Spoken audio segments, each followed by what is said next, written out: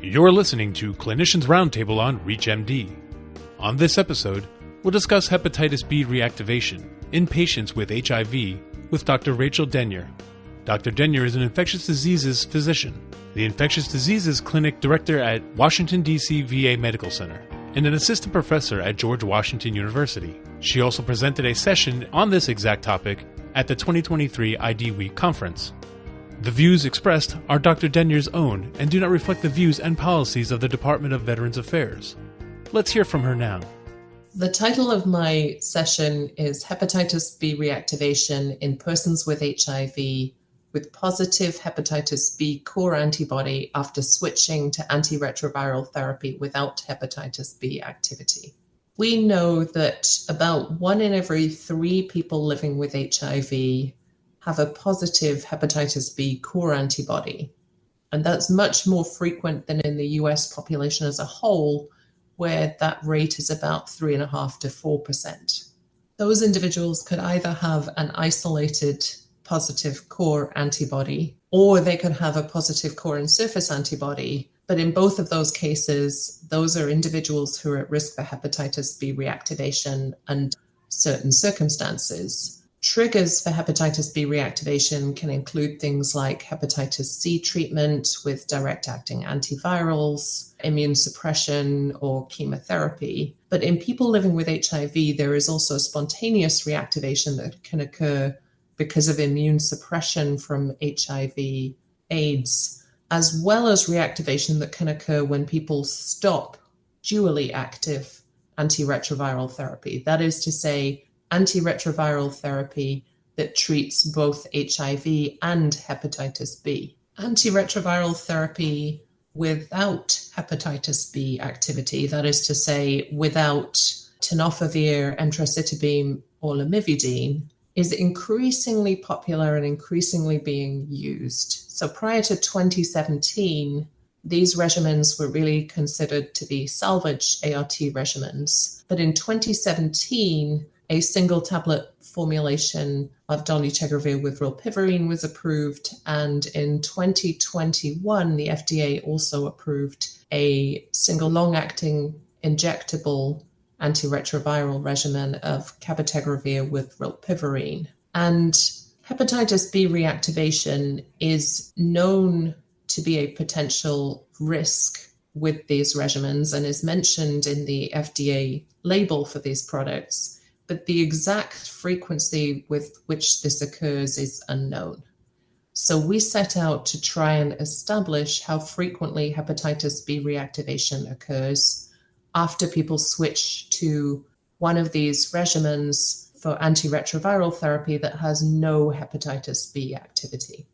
So in doing this study, we identified a group of 20,941 participants in the Veterans Aging Cohort study that had a positive core antibody.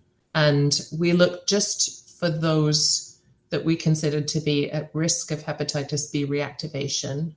So they had to have a negative surface antigen prior to ART switching. If their HBV DNA was checked, it had to be negative on the nearest result before switching, and who had switched to antiretroviral therapy that had no hepatitis B activity, so no tenofovir, lamivudine, or emtricitabine. And that gave us an at-risk population of 5,954 individuals. Our primary outcome was hepatitis B reactivation, which we defined as any new surface antigen positivity or any newly detectable hepatitis B DNA. We found that 89 participants had hepatitis B reactivation that occurred after the date of switch, and that's among the 5,954 in our at-risk cohort, giving a rate of 1.5%. However, when we took a look at those cases and excluded folks that had restarted on a hepatitis B active ART regimen prior to hepatitis B reactivation, and we also excluded cases where people had stopped taking antiretroviral therapy altogether and there were treatment interruptions prior to the hepatitis B reactivation, we actually found 39 confirmed cases of hepatitis B reactivation among those who had continued on their antiretroviral therapy without hepatitis B reactivity prior to reactivation. So that narrower case definition gave us a rate of reactivation of 0.7%. And of those 39 cases with hepatitis B reactivation, 32% had an ALT level of over 100 at the time of reactivation. 2 participants had missing data for that outcome. And 16 of the 39, which is 41%, were actually hospitalized within 30 days before or after hepatitis B reactivation. So this suggests that hepatitis B reactivation was an uncommon finding in this at-risk cohort, but did appear to be clinically significant in many of the cases where it occurred.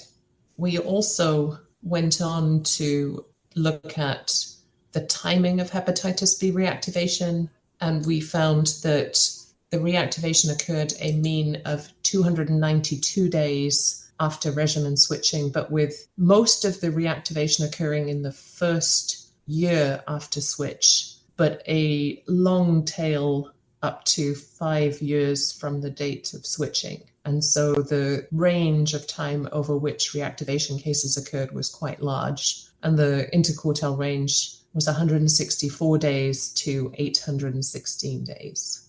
And then the third result that I think is interesting from this study is that we did a pre-specified subgroup analysis where we looked at prior serology results for hepatitis B, and we found that the rate of reactivation in terms of the confirmed cases and in terms of the broader data set where we looked at all reactivation occurring after the date of switch were significantly lower in people who had a positive surface antibody at some point in the past compared to those that had never had a surface antibody that was positive, suggesting that surface antibody may offer some partial protection from reactivation.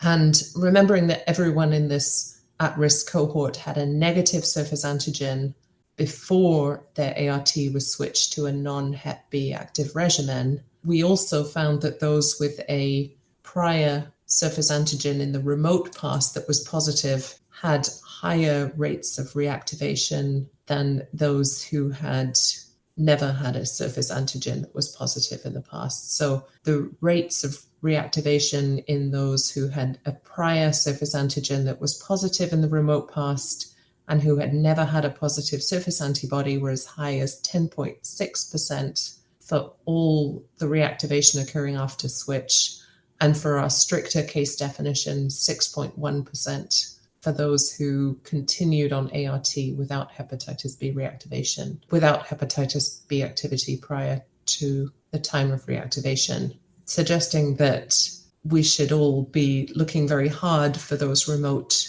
prior positive surface antigens before we consider switching our patients to regimens without hepatitis B activity.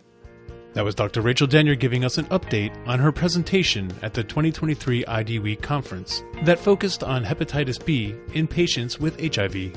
To access this and other episodes in this series, visit Clinicians Roundtable on ReachMD.com, where you can be part of the knowledge. Thanks for listening.